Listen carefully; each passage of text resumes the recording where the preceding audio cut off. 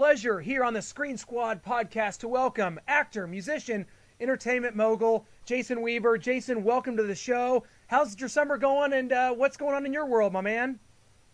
Oh, man, everything is going great. First of all, it's a pleasure to be here on the show, man. It's really, really cool to get up with you guys. Summer is going absolutely fantastic. I've been enjoying it, working on a lot of different things right now, and just really just enjoying life. No complaints. No complaints. How's your summer going? How do you guys? Hey, we're here in Missouri, 100+ degrees, but we're trying to make it through, so no complaints here. Got our summer going on, got you on, so definitely can't complain. Awesome. Well, Jason, we wanted to start off trying to figure out how you got into singing and acting. We know your mom was a singer, so that probably led you into the music career, but how about acting? How'd you get started in that? Well, actually, the acting thing just kind of naturally came into place in my background with music. My mother, of course, she was a jingle singer in Chicago and a background singer for Curtis Mayfield and Aretha Franklin and a list of other top musicians and singers back in the day. And me and my cousins, the next generation of our family, we just came up under our mothers, just kind of watching them and observing and. Of course, we initially started going into the recording studio and working, just kind of developing who we are as singers and songwriters and all of that. But I just kind of gradually moved into, acting from doing commercials. Back in the mid to late '80s, Chicago was a major hub for advertisement firms to come and get like their jingles, for their national spots and their national campaigns. And it just got to a point where I think one guy in particular, when I was at a recording studio doing a session, he had asked my mother if I'd had any interest in possibly, getting in front of the camera and auditioning for some commercials. And the ironic part about that was that, maybe a couple months prior, I'd expressed genuine interest to my mom in letting her know that I wanted to kind of move into that and test it out and see if it was something that I wanted to pursue. And so, the opportunity kind of just presented itself. The universe just kind of opened up and, preparedness met opportunity. And that's just kind of how I made or how I segued into that particular genre of the entertainment industry. And, ever since then, it's been a gradual climb. But I've been very fortunate enough to, have a mother that really supported me during that time, really knew the ins and outs of the business, to where I wasn't taken advantage of, and to where I didn't more or less end up like a lot of kids that come into the entertainment industry and then eventually, kind of fall off to the wayside and get into other things. I was just very fortunate to where my mother really knew the business, knew the right people that I needed to connect with and align myself with, and just my God-given talent. Which I'm blessed to have, and my enthusiasm and my work ethic just kind of matched with the opportunities that were being presented to me at that particular time, and things just kind of took off from there. Well, Jason, in 1992, you find yourself in the film The Jacksons: An American Dream, and you played Michael Jackson from ages 9 to 14. And first off, what was were you a fan of the Jacksons and of Michael's, before this? And what was your experience just on this film? And how much did you learn about the life of this family as you did the film?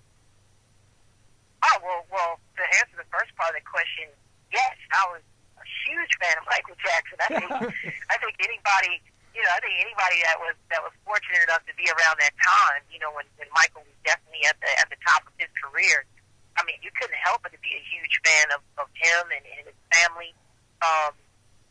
My experience in working with them was very rewarding. I learned so much, about them. I thought that I knew a lot about Michael Jackson and the Jackson family, prior to me working on that particular show. But I learned so much more about them in the course of filming that particular project. And I'll say this, regardless of whatever's been, presented in the media about them, they're a very close-knit family, and they're very much like a normal family like everybody else. I just think that their circumstances are a little bit different because they've always just been in the public eye since they were children. But, you know, from what I could gather from the amount of time that I was able to spend with them and learn from them, all of them were really, really great people, you know, from Jermaine to Mr. Jackson and Mrs. Jackson, you know, on down to Michael, Janet. I mean, they were just all really, really great people, and, you know, I'm grateful to them to this day for giving me that opportunity to be a part of that, because that's more or less what kind of kick-started my career. I had done a few things prior to that, a few feature films. I'd done one other television show prior to that, but that was really the door that opened for me, that kind of allowed the public to connect with me, and for people to kind of, you know, latch on to me at that time and roll on my journey with me. And some of those same people that started off with me then, you know, with the Jacksons miniseries are still rocking with me to this day. So, you know, that whole experience was just a major blessing and something I'm extremely grateful for. Yeah, we definitely enjoyed you in that. After that, you move on to The Lion King. Nobody knew then what kind of epic film that would turn out to be, a Disney movie. You play the singing voice of young Simba. How'd that come about for you? That actually came about during the time when I was doing the Jacksons. And during that time, Disney and Elton John and Tim Rice were looking for vocalists to kind of fill in these parts. And they were recruiting people, and, you know, I think just by word of mouth, and then with Elton John also coming to the set of the Jacksons miniseries that particular day, I just happened to be performing a scene live, one of our concert scenes, and he just kind of got a chance to hear my voice. I didn't know that he was attending that day on set, but he was, and then I got a call from my agent at the time, maybe about, I don't know, a week or so later on, letting me know that Elton John had expressed some interest in me possibly coming in and auditioning for the singing voice of young Simba in The Lion King. And like you stated earlier, at that time, you know, I really had no idea how successful that show was going to be, and you know, how iconic, you know, those characters and some of those songs would eventually become. But, you know, I rolled in there with a level of enthusiasm and hunger, because I did want the opportunity to work with Elton John. I was familiar with his work, although I was very young at that age. I was familiar with who he was. And, of course, I was a fan of Disney, you know, grew up in Disney films, or grew up watching Disney films. So I definitely wanted to be a part of something what I thought would eventually become history.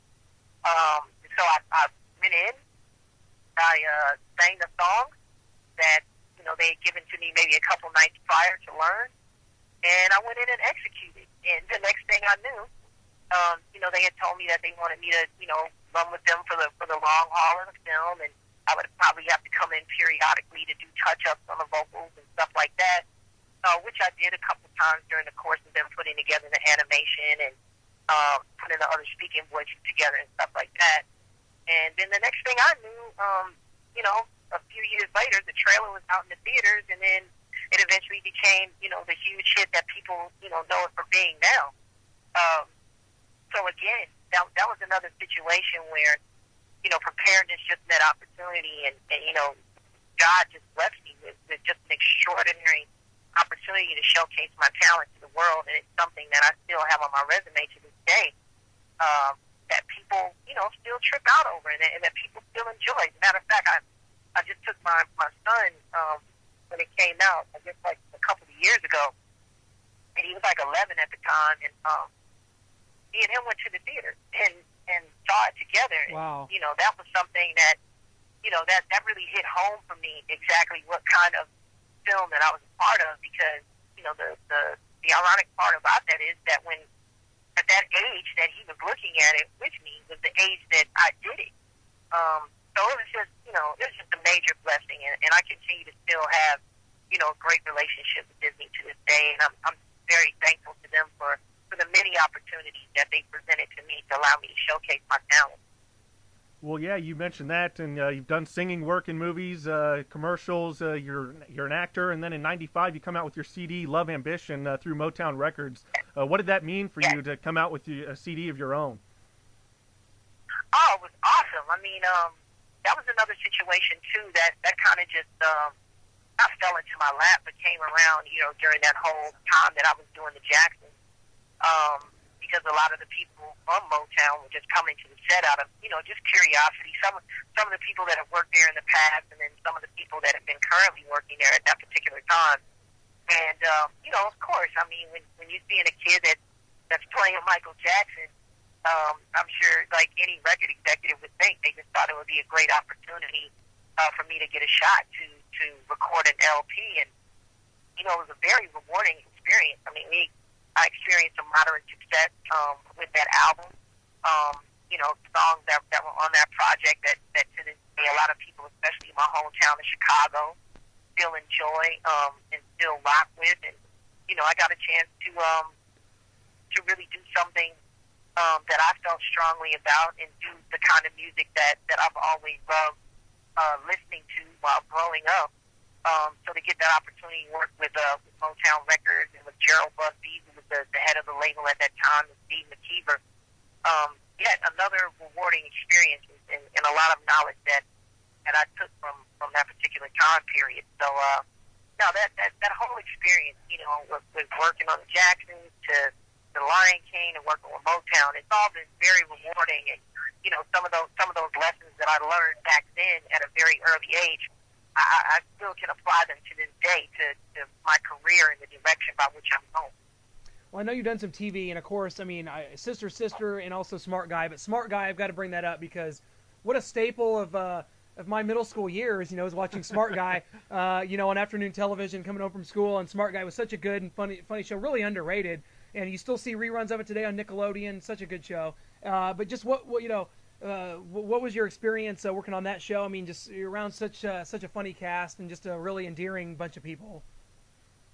Oh yeah, no, I mean the people that I had the opportunity to work with on that show, you know, from Taj Mowry to Essex Atkins, to JJ to Omar Gooding. I mean, every day coming to work was just a fun time. I can't say enough about those people that I worked with on that show. We were definitely one big family, you know, even outside of work. These were people that I was interacting with and hanging with every day, and we still talk to this day. We'll still get up from time to time and, you know, have dinner and all of that. Of course, everybody's grown and everybody's matured, and, you know, everybody has their own lives, but, you know, if the opportunity presents itself, we can really, you know, get together from time to time and reminisce and just catch up and just hang out. You know, we definitely do that. And, you know, that was yet another opportunity that Disney had presented to me to be able to do that show. And, you know, that really, that allowed me to really connect, I think, with my fans at that time and showing them kind of like my comedic talent and who I really was. Because a lot of who that character was, Marcus Henderson, was who I was at that time as a young man, right? You know, I mean, with the exception of Marcus being stupid and not knowing that what. Want to distance yourself from that part. Exactly. But, you know, as far as how he was, you know, the interaction with his family and with his best friend, Mo, musician. played by Omar Gooding, I mean, that's who I was at that age. So it's very flattering when people will come up to me even now to this day, and he's like, "Oh man, I love your character on Smart Guy. Like, he's so cool." You know, it's just very flattering because I'm like, man, little do they know, like a lot of that was just my natural personality that I just injected into that character. So that whole experience in itself as well was very rewarding. And now, you know, past the generation that loved the show then when it was actually on TV, you know, there's a whole new generation now of kids that will look at it on MTV2 or may catch it on the Disney Channel, that love it just as much and that are really into it as much as the initial older generation was. So, you know, that's just kind of one of those timeless projects that, as an actor, if you're lucky to be a part of, you know, you just find a lot of joy in that, you know. So I'm very thankful for the people that, you know, love the show then and the people that still love the show now. That's dope. You had two songs in the show that you got to perform, Love Always, Don't Hate Me for Being a Dog.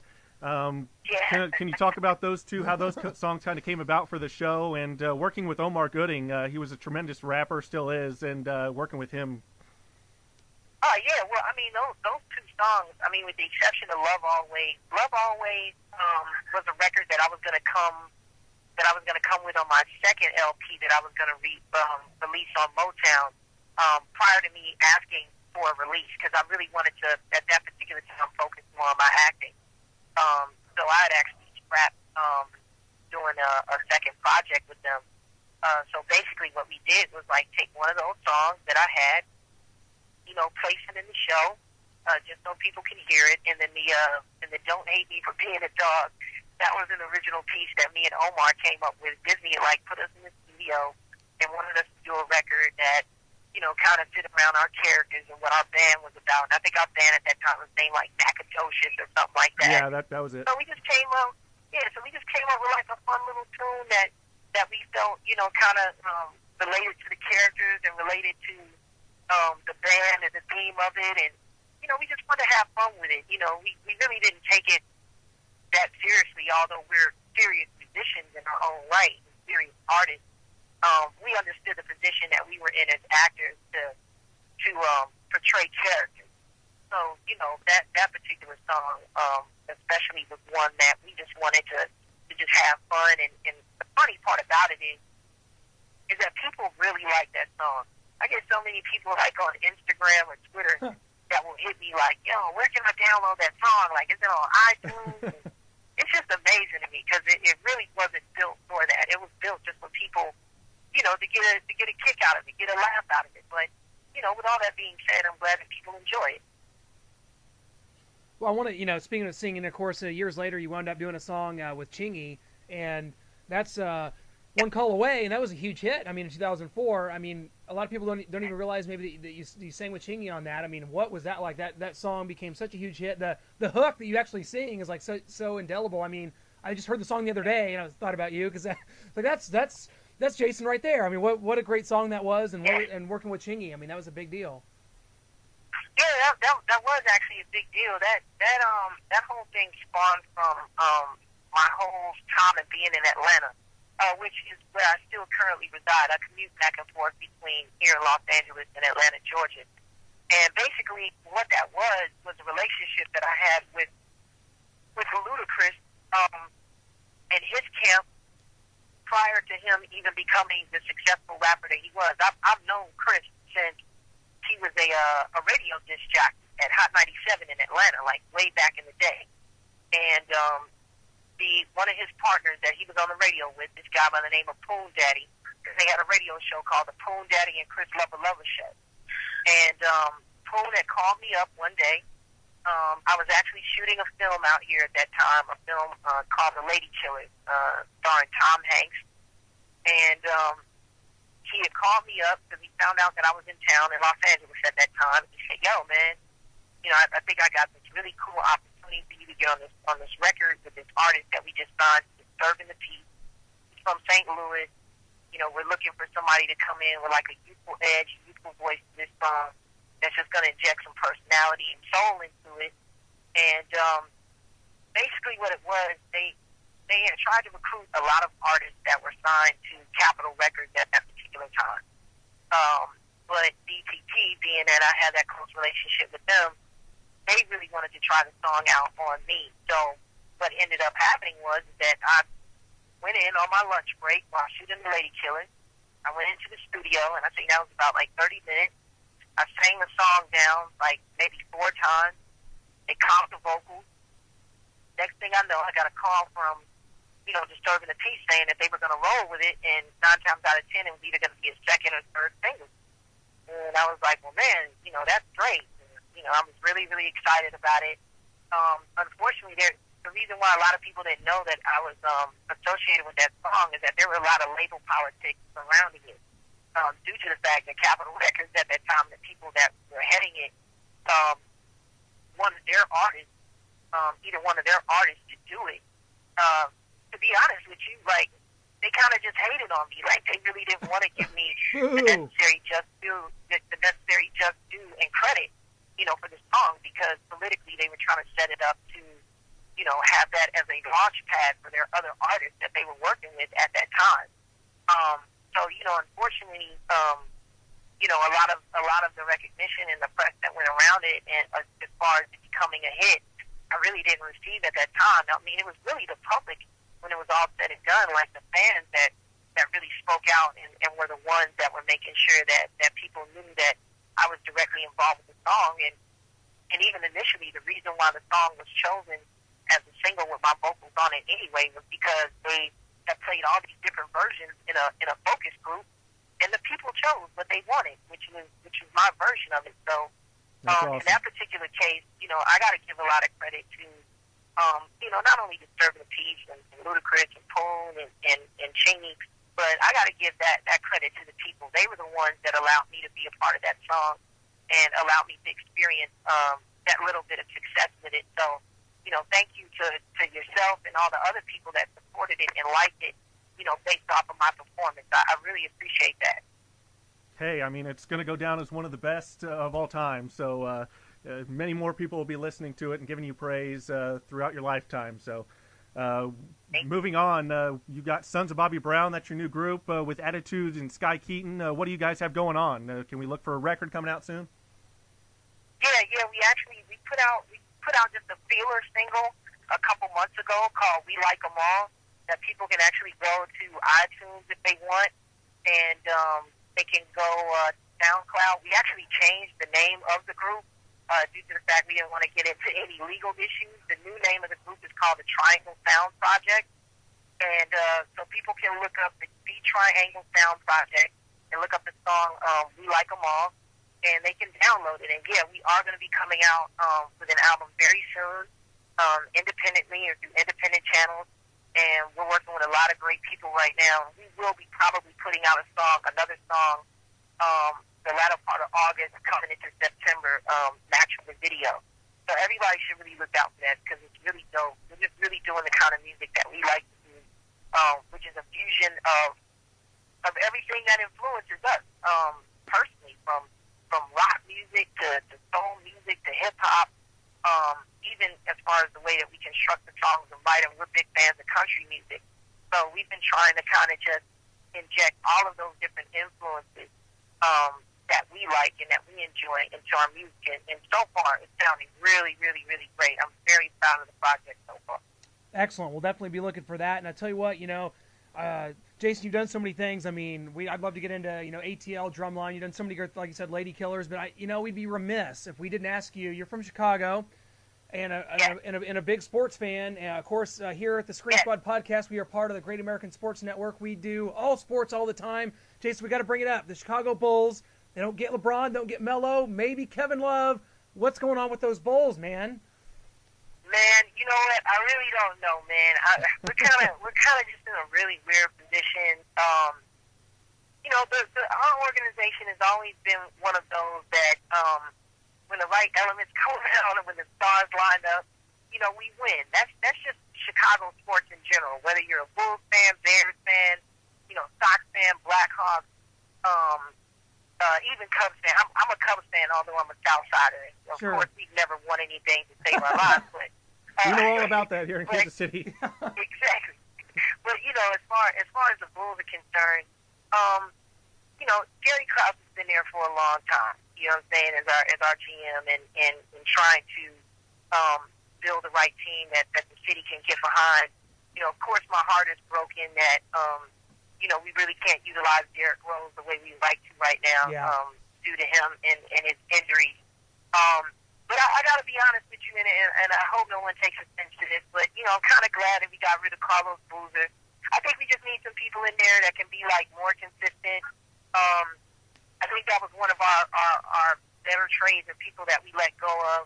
But in the past, the front office has made some questionable decisions, which leave us as the fans, feeling kind of down from time to time and disappointed at the end of the season. But I do feel that at some point in time we're going to be able to rally around the right kind of talent around our organization, and hopefully, I don't know if we'll be back to the golden era where we were when we had, Jordan and Pippen and Horace Grant and Paxson and, Chris Livingston and all those guys. Luke Longley. Cartwright and all those people. yeah, like I don't know if we're ever going to get back to, that dynasty that we had. But I do think that, you put the right talent on the court, who could get with Coach Thibodeau, who could take in all the information, and can really run the plays and execute them well. I think that we could compete in the East.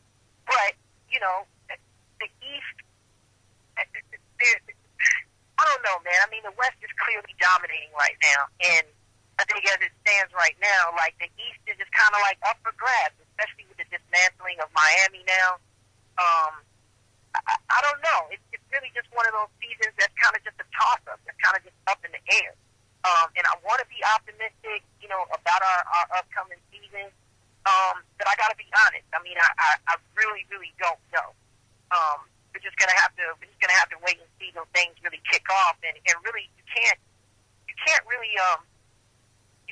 look at our team at the beginning of the regular season and then determine from there what we're going to be. You kind of just have to see toward, mid-regular season and hopefully looking like, we have the option of going in the post.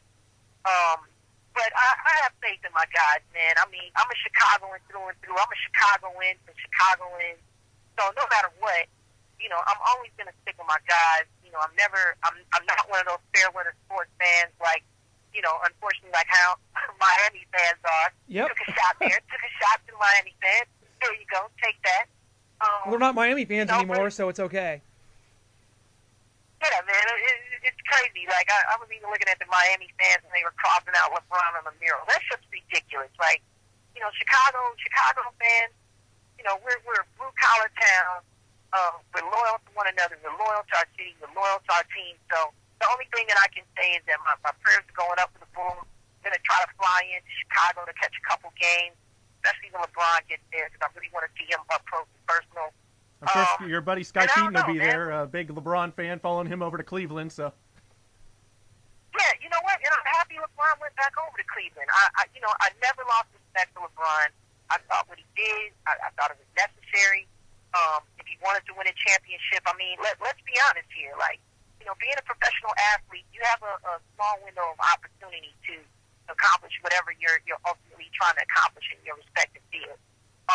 So, as a businessman and as a player with a winning mentality, I totally understand where LeBron was coming from when he went to Miami. Did I feel as a sports fan that he could have stuck with Cleveland and just bit the bullet and rode it out? Well, yeah. I mean, if you're a real sports fan and you're all about the concept of team, you're all about building a team from scratch and being a leader, then yeah, you're going to look at it that way. But let's be honest, it's a different league than what it was years ago during the golden era when we had Bird and Magic and all of that. Like, there's a constant revolving door of super talent that's coming in. So, when you get that opportunity to be that guy that can win the championship, go ahead and do it. But I'm glad LeBron is back in Cleveland.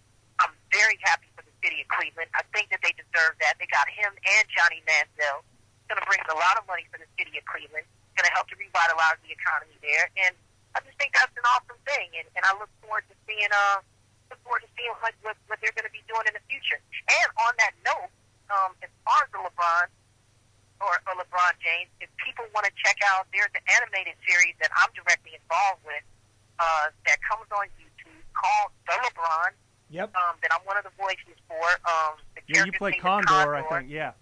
Yeah. So, if people want to go on there and check it out, all you Cleveland fans out there, all you LeBron fans, if you love him, you love his work, please check out his cartoon and, give us more views. I think we're actually going to be hopefully going to network soon, but as of right now, we're getting a lot of action on the internet, and I just hope that, all of his fans will continue to support the project. Oh, Jason, great stuff, man. Love LeBron. Just check that out a little earlier. Love it. Hey, tell you what, man, we've kept you way too long. You're the man, and I tell you what, we'd love to have you come on and just to talk sports with us sometime as football season kicks off, and then basketball. I'll tell you what, man, we can't be more appreciative of you coming on to talk to us today, Jason. You're absolutely just a kind soul and a great talented person, and we can't thank you enough. And we just hope you have a great rest of the summer, and we got to catch up soon again, my man. Oh, thank you so much for having me. And like I said, to you guys and everybody out there, listening, man, I really appreciate the support over the years. You guys really don't know how much that means to me. And man, it keeps supporting my work. Like, I'm out here, we are still working and still doing great things, and we'll continue to do great things in the future. So thank you to you guys, and I would love to actually come on and talk sports with you all, because I have a lot more to say. We got an interesting football season coming up. You're going to see what Manziel has in store.